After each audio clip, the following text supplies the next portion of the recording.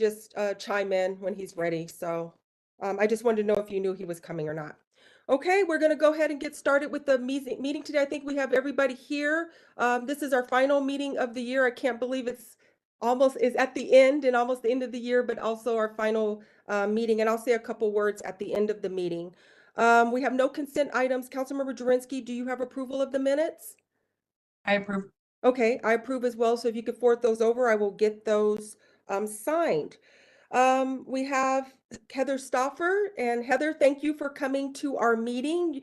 Heather is with CML. She is the Legislative Advocacy Manager, and she's going to give us some some of the legislation priorities or that's coming up in 2024 and some of CML's priorities. So welcome, Heather. Thank you, Councilwoman Lawson. It's so good to see you. Thank you for inviting me here. Yeah, so I thought I would take the opportunity to go over a couple pieces of legislation that we know are coming next session and talk about a few pieces of legislation that CML will be watching. So just for those of you who don't know me, my name is Heather Stoffer. I'm the advocacy manager over at CML. CML represents 270 of Colorado's 272 towns and cities, including the city of Aurora. So we're very happy to be here to present to our members. So in addition to me, there are 3 other lobbyists. Some of them may be new to you. Jeremy Schupbach will be handling criminal justice issues. Beverly Stables will be handling land use and housing.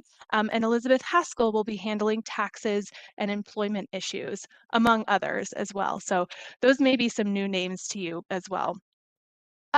So looking ahead this session, it's important to note that 2024, of course, is an election year, and that will greatly influence the type of legislation we see this upcoming session. I would expect to see some of the individual parties' more signature legislation, things that they want to promote in their individual campaigns. So that will shape a lot of what we see this upcoming session. Of course, we know that housing will continue to be a huge priority for everyone. You will remember last session with the death of 213, there have been renewed efforts from the governor's office to run several bills around housing. I'll mention first that CML's board have given us the authority to start working on an affordable housing bill, which will focus on giving communities the tools that they need without preempting local authority. So that's something that we've began. Throughout the interim, we were holding stakeholder meetings with a variety of stakeholders, including affordable housing advocates, home builders, business community, local governments, and the rest to kind of decide what direction we wanted to go. So based on those stakeholder meetings, we've really pared down and condensed what we heard into something that we will start working on in terms of legislation. And of course, I will keep you and the rest of CML's members updated as to what that looks like when it's ready. In addition to CML's bills, we know that the governor's office has at least 3 bills that they're working on. One will center around planning and strategic growth. One will center around transit-oriented development, and then another will center around accessory dwelling units. We've been to 2 stakeholder meetings for 2 of those bills, the one around ADUs. We know that ADUs will be required in areas that you allow single unit detached dwellings to be allowed as a use by right. The scope of that is really unclear right now, but they would essentially have a menu of options for additional criteria that local governments would have to meet within that bill. Notably, it carves out the West Slope, and it also includes some financing structures for ADUs, for folks who want to put ADUs on their property, and then a fee reduction encouragement grant program. So a lot of details still to come on that, but we do know that that's coming out of the Gov's office. We do know that transit-oriented development is coming out of the Gov's office as well, and they'll seek to set minimum standards for jurisdictions in planning organizations and MPOs, where you have to have to include TOD. There will also be opt-in neighborhood centers outside of these urban corridors, they're calling them. So that would include downtowns, commercial corridors, mixed-use neighborhoods. So essentially those opt-in neighborhood centers could opt into financing and grant programs where the TOD centers would be required to have choose from menus of options as well. So details of that unclear at this point as well, but we do know kind of the structure that they're looking at. And then in addition to those 3 bills, we know that there's going to be a whole bunch of satellite bills around housing. So we know that Representative Vigil and Dixon are working on a bill to eliminate what I assume is to eliminate parking minimums. We know there's going to be a bill possibly around occupancy restrictions. We know there's going to be a bill around space to create coming out of OEDIT, I believe, and then some adaptive reuse pilot programs. So those are all going to be separate bills, kind of satellite to what the governor is proposing, but it's not clear. I don't believe the governor's office is working with those on those particular bills. So that's a whole bunch of bills around housing. It'll be interesting to see how they all overlap, how they combine with one another. We don't have all of the details yet to really know how that's going to look. In addition to those housing bills, we know that the Home Builders Association is working on construction defects litigation reform. And so they're considering kind of 2 options when it comes to construction defects, and I'll tell you which one I think they're going to go with. But first, they would look at a statewide warranty standard for builders, and then builders who would meet this standard would be protected from claims and lawsuits related to construction defects. The second option is a more hybrid approach, and I think this is probably the way that they'll go at this point. So they would try to address 2 major issues for builders, delegable duties for design and trade professionals, and then also a right to remedy with the release of liability. Delegable duties assign responsibility for repairing alleged defects to the party responsible for the workmanship. So builders can be found negligent if they deviate from their design plans prepared by the licensed design professionals. The right to remedy then allows the responsible party to resolve the issues without resorting to litigation. So I do think that they're probably going to go with that second option, although I know that there's some continued conversation around a statewide warranty standard. So that's construction defects litigation.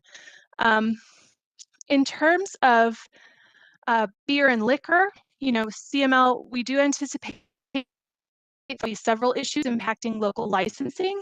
The LED just had their last meeting this month, and I will need to get an update from them, but we do know that there's potential to have new catering license, changes to marketing allowances for existing arts licenses, removal of statutory licensing fee caps, and more. So I'm going to get an update on that before I go too deep into beer and liquor issues, but that is something that we will be likely following, and our clerks are following closely well in the 2024 session. I should also mention that the interim committees are just finishing up their work.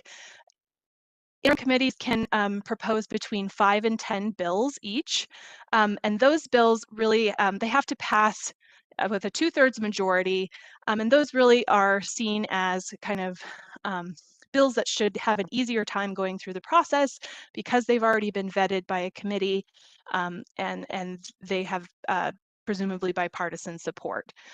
So a lot of these bills that I'm going to talk about next are coming from the Opioid and Other Substance Use Disorders Study Committee. They just passed several bills out of that committee, which we will see again in the 2024 session in January. The first one is the opioid harm reduction and immunity for the use of opioid antagonists. So as I mentioned, this is coming out of the interim committee. So this bill essentially states that a law enforcement agency, a first responder, a school district, a school, or an employee or an agent of a school have civil and criminal immunity when they act in good faith to furnish or administer an opioid, antagonist. So, and if they administer that to an individual that they believe to be suffering an opioid-related drug overdose.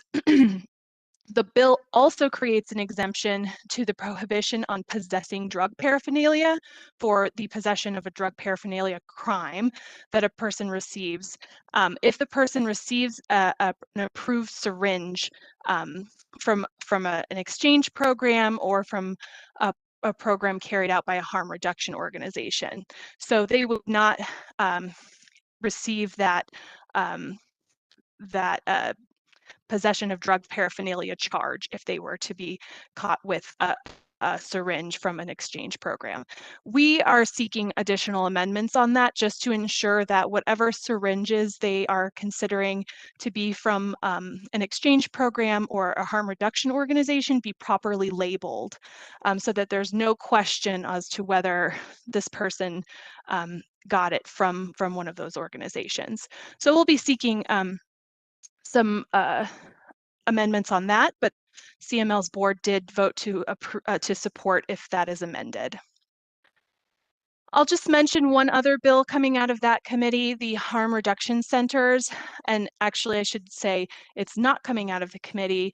You may remember from 2023, the bill would have allowed municipalities to authorize harm reduction centers in their community where people would go and in a monitored place, under monitored supervision would have a place to take drugs to avoid some overdose issues. So Denver was interested in setting up one of these centers. That bill was killed in committee last session. This committee was considering a pilot program, essentially, that would have allowed municipalities to establish a harm reduction center. So similar to the last session's bill, but a little bit different. That ended up not passing through the committee, and you may have seen that the governor had threatened a veto on that as well. So I don't know that that will be coming back in the regular session. So just so you guys know about that one. When we look at economic development, we do know that county revitalization authorities will come up next session. This did come up a little bit in the last session, although there were no bills introduced. And this would allow counties to form revitalization authorities that could use tax increment financing to fund improvements in unincorporated areas, similar to what urban renewal authorities can do. Although I will say that the bill does not require finding of blight as a precondition, but rather finding that a development in the county revitalization area would provide a public benefit. So the formation of those areas don't include municipalities in the approval process, which worries us. Beyond, we have the opportunity to provide input. So we really wouldn't have the same amount of authority that counties do in our urban renewal authorities. And then we really would encourage the counties to kind of align those requirements more closely with what's required of municipalities in URAs to provide specific limitations to protect municipal services. So we're providing input to them on that, but that is something that I do expect to be introduced in the next session, and we'll likely oppose, if not oppose, if amended on that, depending on where it goes. I'll mention open meetings and open records. So you guys will remember in the interim, there was a lawsuit. Representative Epps and Representative Marshall sued the House of Representatives for open meeting violations. I do expect them to run some legislation around open meetings and clarifying kind of what constitutes an open meeting at the legislative level. When I've spoken to legislators, it's clear that they only intend to keep this at the legislative level. Local governments have different open meetings laws, which I mentioned, we do follow very closely. So my hope was that that bill would not dip into local open meetings laws, and it doesn't sound like they have any intention to do that, which is good news, I think. So we'll keep an eye out for those open meetings bills next session, but likely those will just apply to the legislature and the state. I will mention IT and websites. So in 2021, you may remember House Bill 1110, which required all digital products to meet specific accessibility standards by July 2024. In the last session, we saw Senate Bill 244, which was the Technology Accessibility Cleanup Bill. And that did a couple things to really help narrow the scope on what House Bill 1110 was trying to do. House Bill 1110 was very broad, sweeping legislation that really no one would be able to be in compliance with. So 244 directed the Office of Information Technology to do a rulemaking around accessibility and digital products, both at the local and state level. So we have seen OIT is starting the process of that rulemaking right now. They sent out a survey just recently about getting input on what that rulemaking should cover. So if you haven't already submitted comments to that, please do, but keep your eyes out definitely for that rulemaking process. It's a really good opportunity for locals to provide input to the process and let them know how House Bill 1110 would impact us and what we need to be able to be in compliance with that. CML definitely submitted comments on that, so encourage everyone to do that for sure. And that should be happening very, very soon.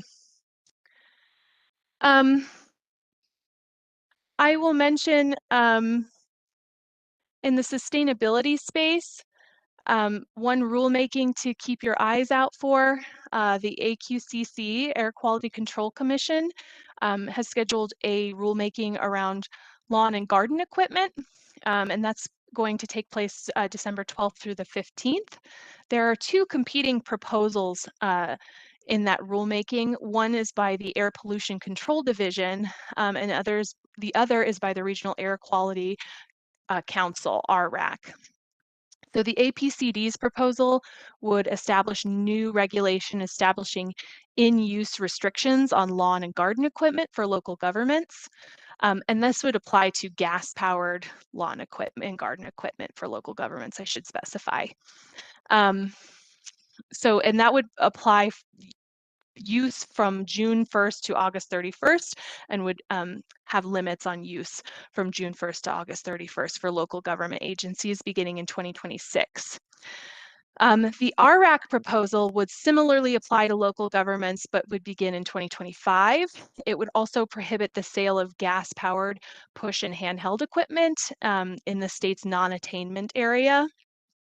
So that is something to keep your eyes on in terms of rulemaking. CML obviously will submit written comments to the AQCC on that, as that will have an impact on Parks and Recreation and municipal services as well. The last bill that I'll mention, and this is by no means all of the bills that will happen this session, I'm just mentioning a few, and I'm happy to answer questions on anything anyone has a question on. This one deals with water. This is a prohibition on certain landscaping practices. This is coming out of the Water Resource and Ag Committee, Interim Committee. So essentially says after January 21st, 2025, it would prohibit a local government and an HOA from allowing the installation, planting, or placement of non-functional turf or artificial turf in areas that on commercial or institutional or industrial property, and if it's considered non-functional turf. They're not talking about turf that's for parks or for civic use. It's really just they're aiming to get at the medians, tree lawns, things like that. So it's saying proactively new construction in commercial, institutional, or industrial properties would not be able to install non-functional turf, primarily for ornamental. I did present on this at the Water Resource and Ag Committee, and I told them that most local governments are moving in this direction anyway. Of course, Aurora has made leaps and bounds above these requirements. And so while it might be a good idea, we would have concerns about the state dictating landscaping codes for local governments. So that is just something that we'll probably be keeping our eye on. Hopefully, I let them know that we would much prefer that they try to achieve their goals through incentive-based means rather than through dictating local landscaping codes. So it's one thing that we'll be keeping our eye on. And then I'm happy to answer any questions on any other bills that you all are interested in or have questions about. Well, Heather, thank you so much for this very in-depth summary. It seems like it's going to be a very interesting 2024 legislative session for sure. I'm going to go over to my colleagues, Councilmember Jurinsky, Councilmember Zvonek. Do you have any questions for Heather or any additional information you want to know about maybe some upcoming bills or legislative things that are coming up next session? Remember Lawson? Yes, Councilmember Zvonek. Sorry, I'm getting over a little bit of a cold, so apologies. But so one of the things I guess I wanted to see if there was any conversations being had yet is in the likelihood that HH fails, and I believe that it will. Our residents are going to be in a pretty tough spot because now it's not just the assessment increase that they're going to see. They're going to see an actual property tax increase of somewhere between 30 and 40%, which, you know, especially for people who are on fixed incomes, it's going to be a real issue. So has there been any serious conversation about a call for a special session, or just, I know the session will be here before, you know, before too long, but the fact of the matter is we're going to need, when HH fails, and it will, and it wasn't a solution to begin with, we're going to need our state lawmakers to act on this. And I just wondered if there has been any conversations as a, you know, what's plan B? Because plan A isn't working. Thank you for the question. So I'm sure that you saw the Republicans' statement around HH and calling for a special session. I don't think anyone anticipates the governor to call a special session. I would be very, very surprised if that happens. However, I will say in the event that it fails, we do know that the Republicans at least are working on legislation for 2024. I haven't heard any conversation coming from the Dems side on any possible legislative solutions in the event that Prop HH fails. I think they're very much dedicated to ensuring that it passes. So if it does end up failing, we will definitely hear from them, I would assume, on backups and what they have in mind for 2024. But at this moment of time, you know, the only people that we've heard from in terms of plans for 2024 are the Republicans, and they're starting to put together some ideas around that. Great. Okay, thanks. And can I have one follow-up?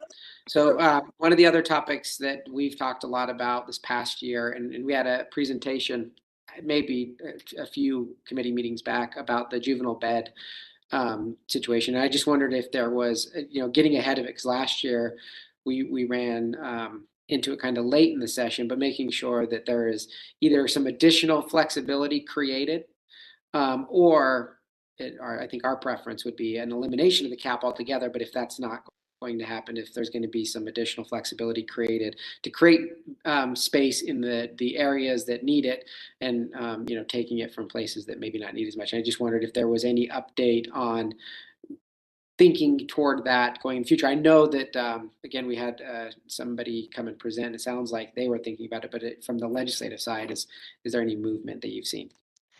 I haven't heard of anything at this point, and it may, that doesn't mean that nothing's happening. It just means that I haven't heard about it.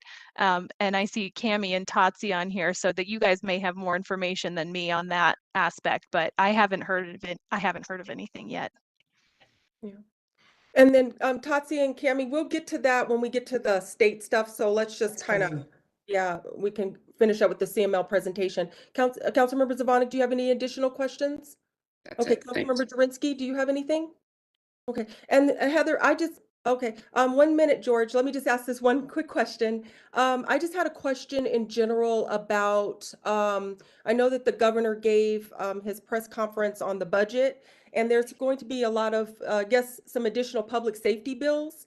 Um, do we have an idea? I know he mentioned some of them on there, but do we have any idea of how those are going to pan out for the next 2024 session? Do you have any idea on that? Or is that just, we're still waiting for those to kind of develop?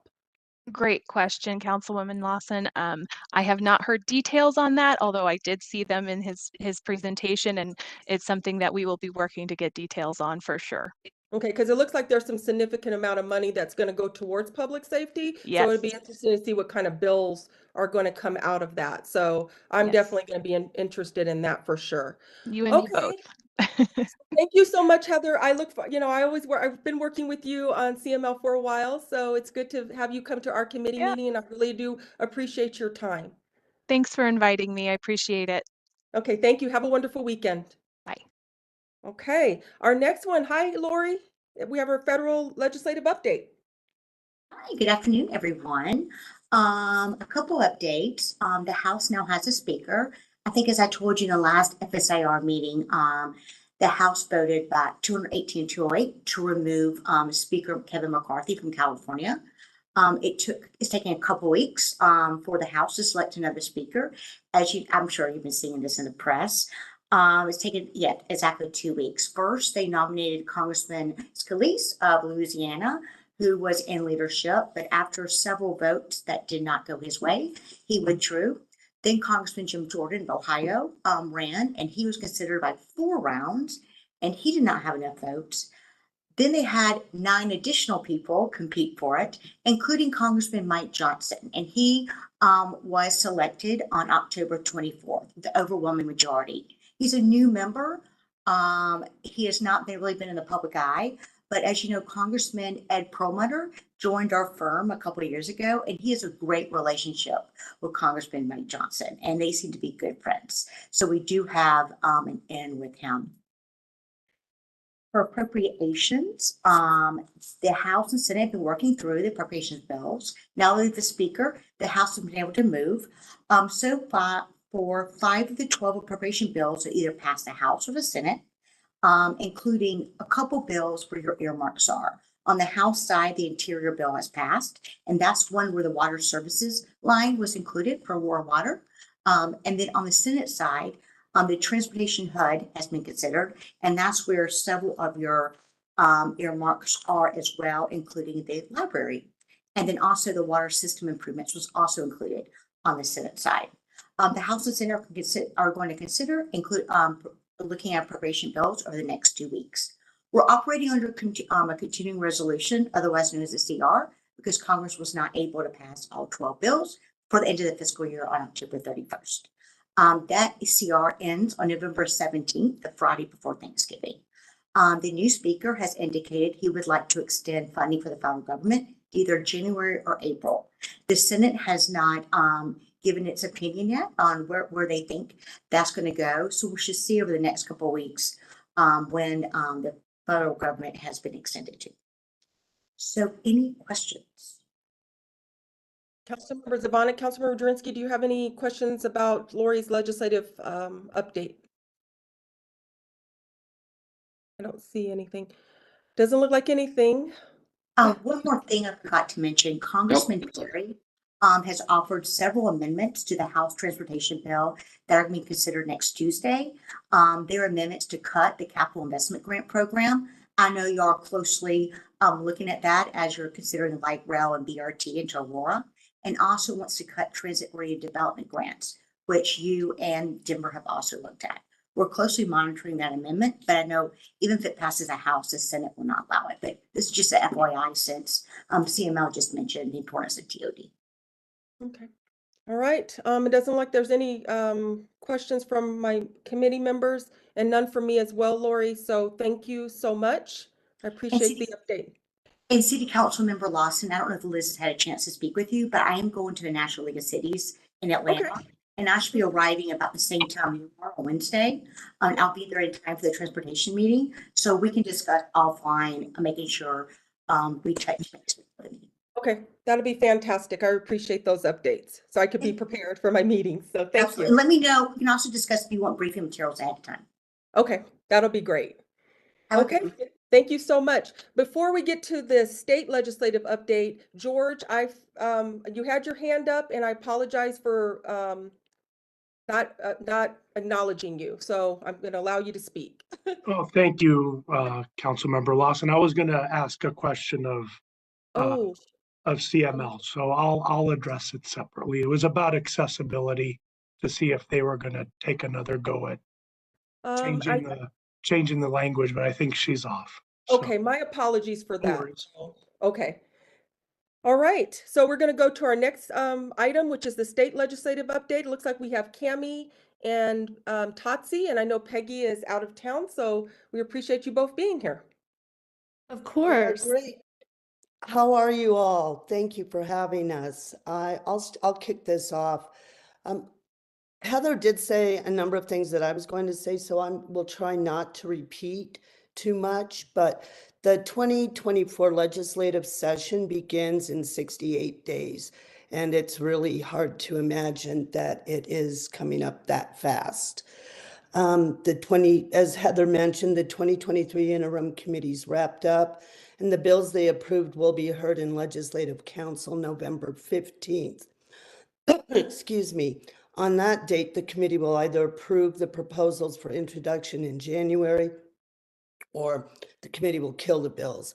I truly expect all the bills will be approved. I don't know of any that are so controversial that the Leg Council will kill them, but we'll report back to you when that part of the process is completed.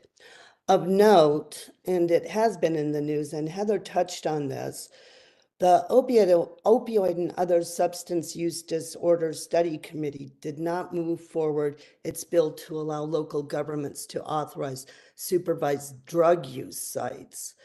This is the bill that Governor Polis threatened to veto.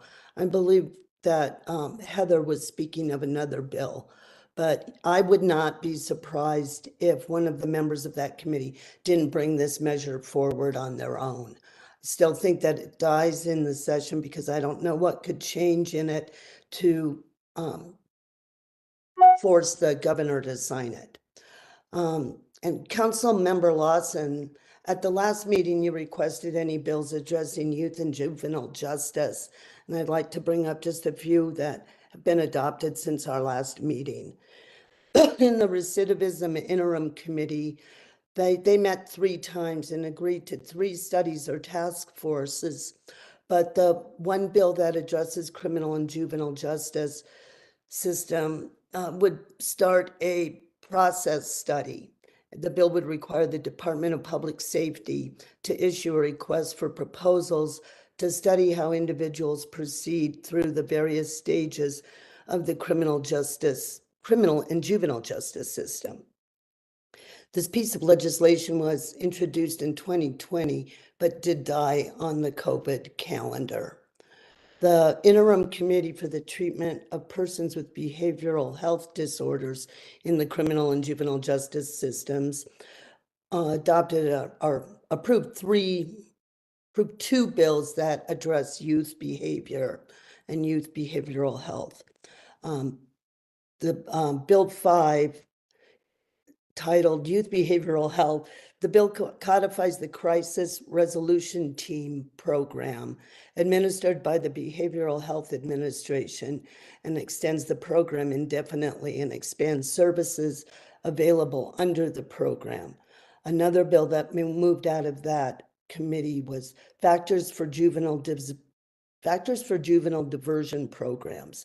The bill prohibits entities operating juvenile diversion programs from denying diversion services to a juvenile if the juvenile has behaviors or symptoms consistent with an intellectual or developmentally I can't say it, developmental disability, a mental health or behavioral health or lack of capacity.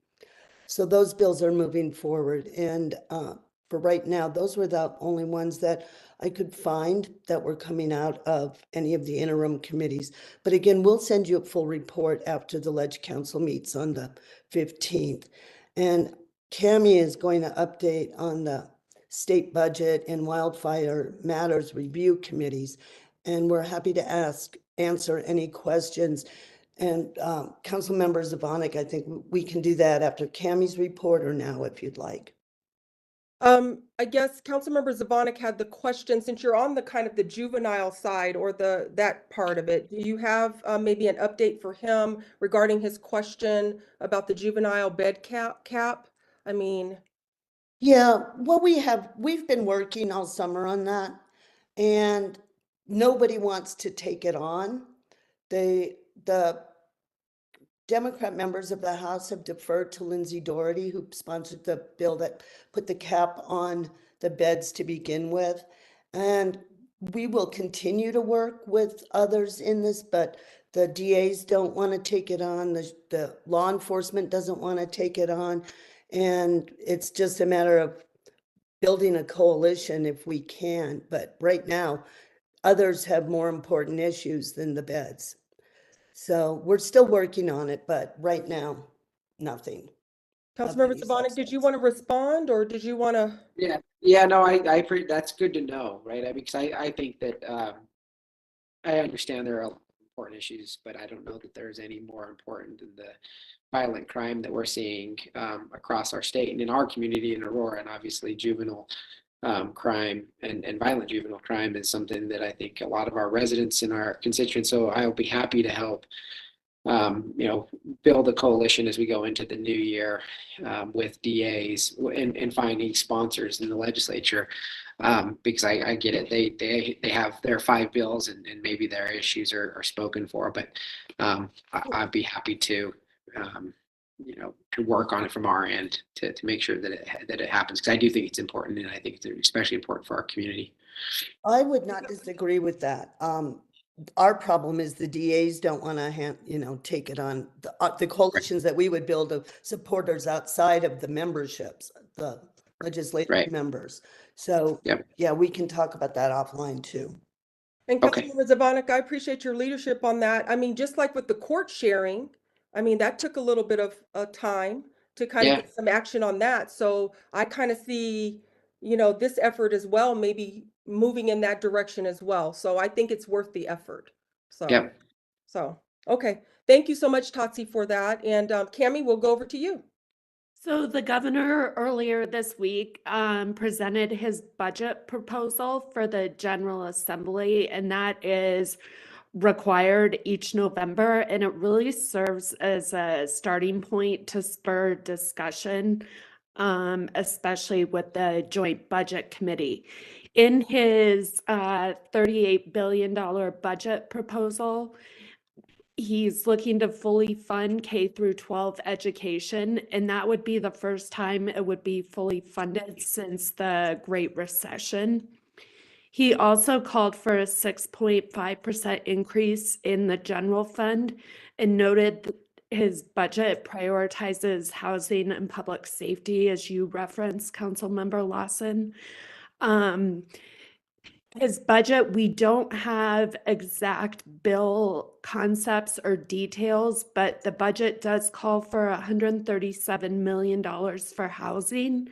I do know that much of that will be focused on building a new supply in addition to transit-oriented developments and expansion of the state's affordable housing tax credit. So as we learn and discern more information, we will certainly share that with the committee.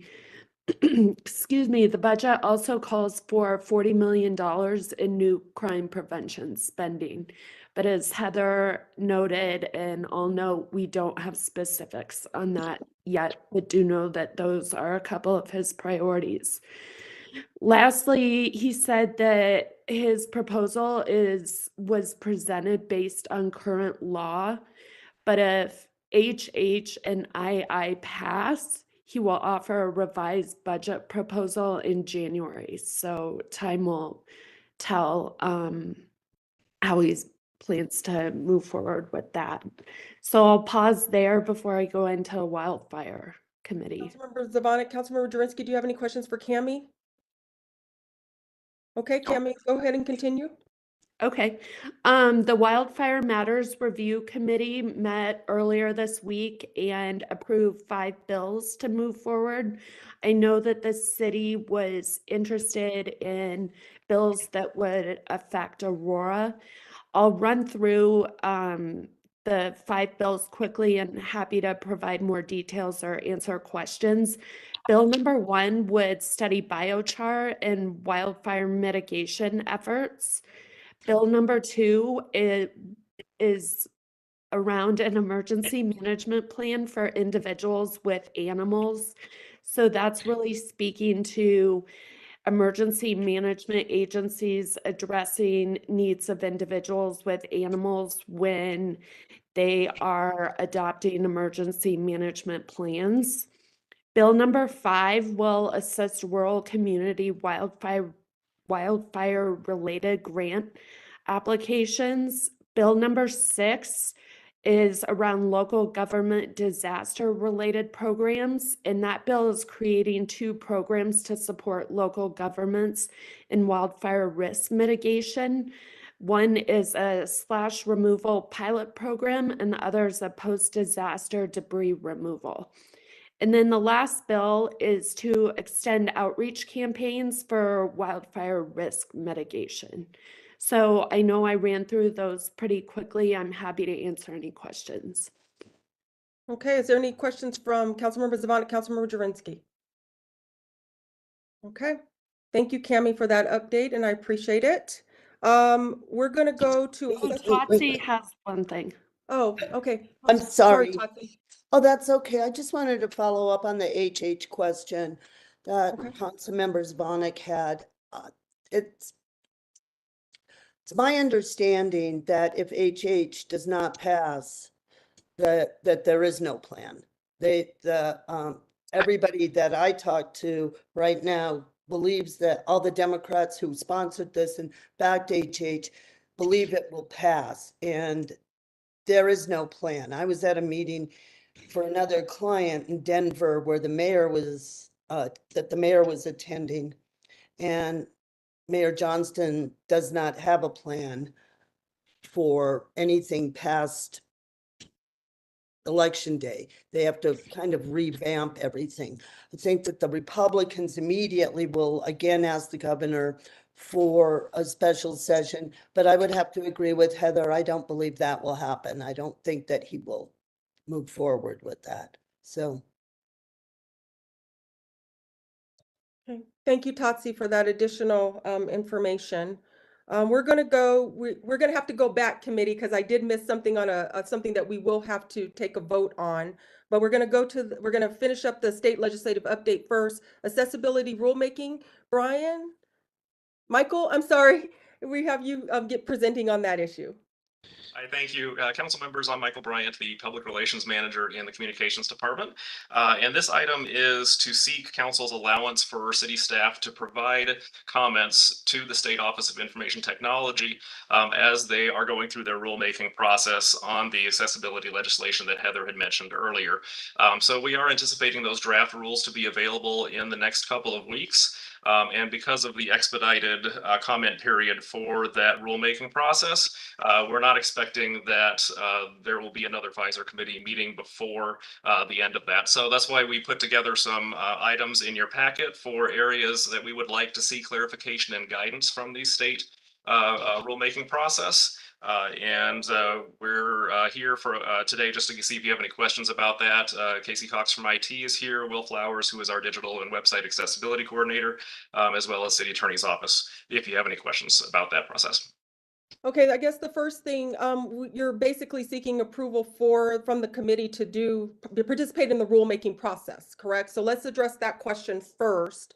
And then if there's any questions from the committee. So Councilmember Zvonek and Councilmember Jurinsky, do you have any questions based on in the backup? And do you also approve the communications department to participate in the accessibility rulemaking?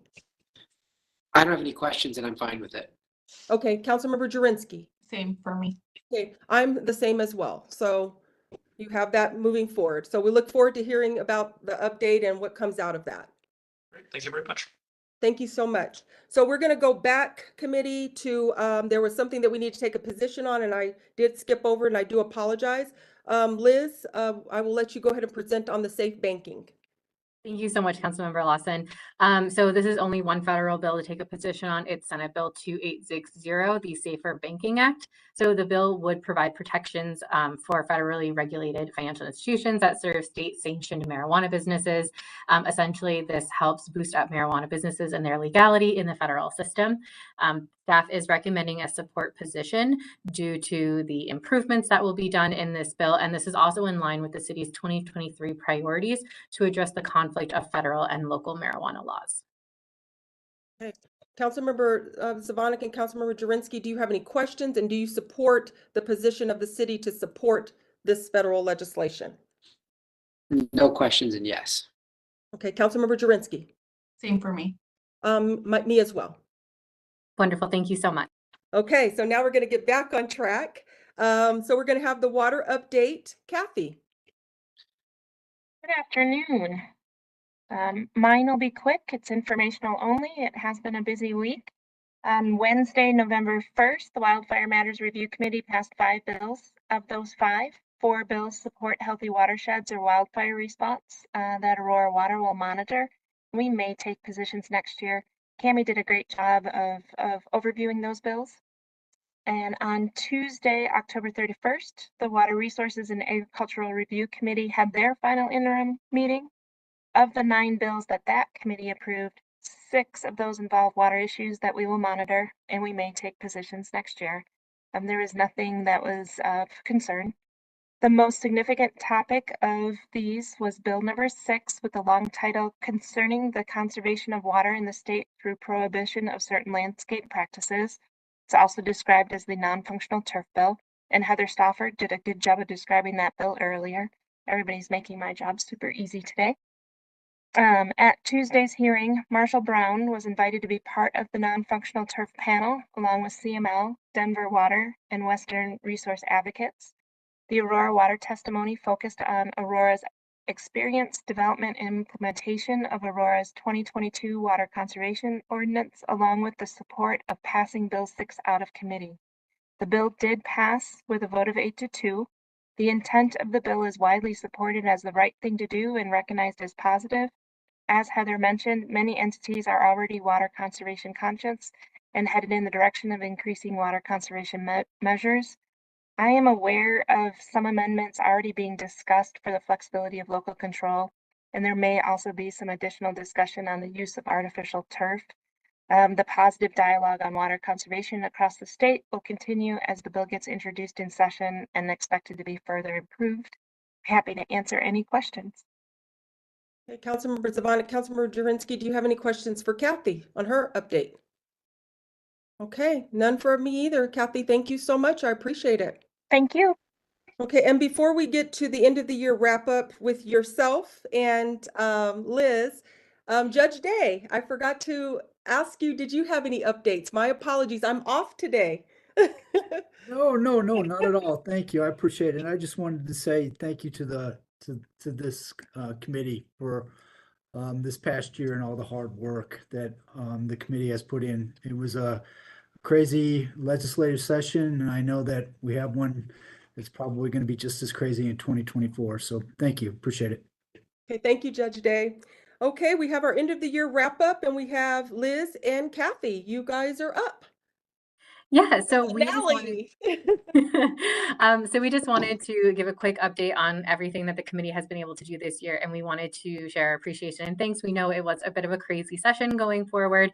We took positions on a lot of legislation. There was a lot going on this year. So we really appreciate the attention paid to all of the small details and all the conversations that we have to have in order for the city to take effective positions. So kind of going through all of the great accomplishments that FSIR has been able to do this year. So we did the lobbying trip in DC. We also took positions on 6 different federal bills, which is quite a bit more than last year. And we also were able to advocate for congressionally directed spending for this year, which is 4 projects, which based on my conversations with some other people, everyone is very jealous of. In the state, we took positions on almost 50 bills. And, we, of course, appreciate all of your commitment to address the concerns with Senate Bill 213, the land use bill, and doing an impromptu emergency meeting. It was greatly appreciated to have that discussion. In addition to that, we also appreciate all of the work for the priorities in the interim session and working to identify those so we can get prepared for 2024 and those priorities when we bring them forward to you in this coming year. And then lastly, the committee did have 5 different outside community and governmental partners. So Cherry Creek Public Schools, Adams County, Dr. Cog, we had the Colorado Youth Detention Continuum and Colorado Municipal League. And with that being said, I'll let Kathy take over and talk about some of the things that we were able to do with WAPA this year.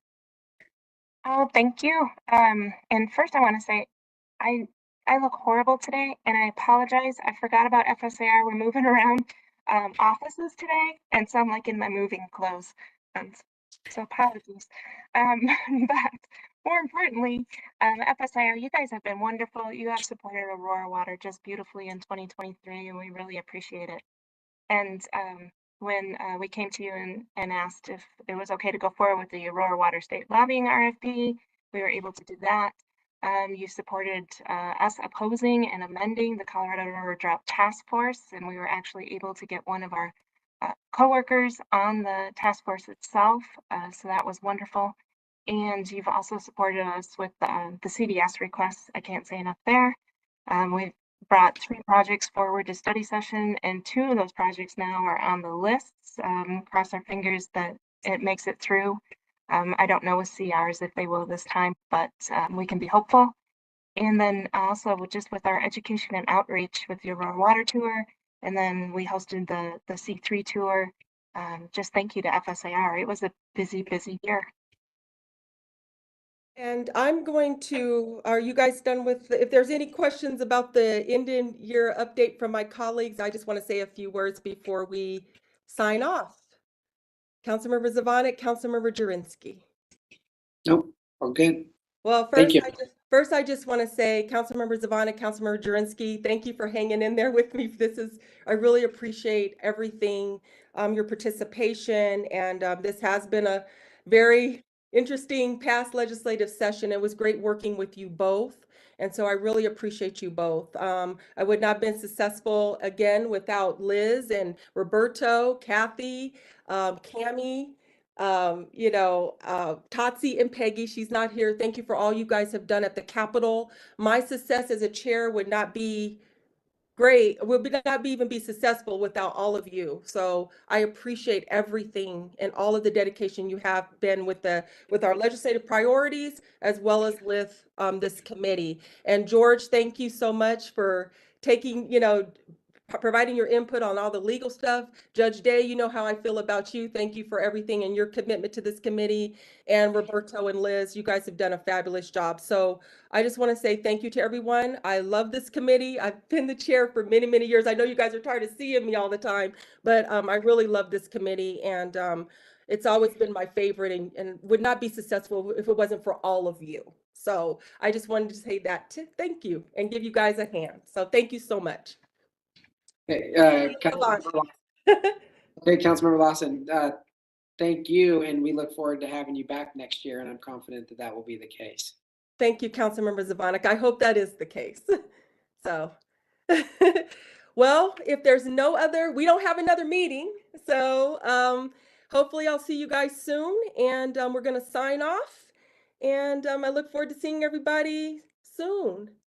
Thank you. Thank you, and Happy holidays. holidays. Everyone. Have a great Happy weekend. holidays. Bye, everybody.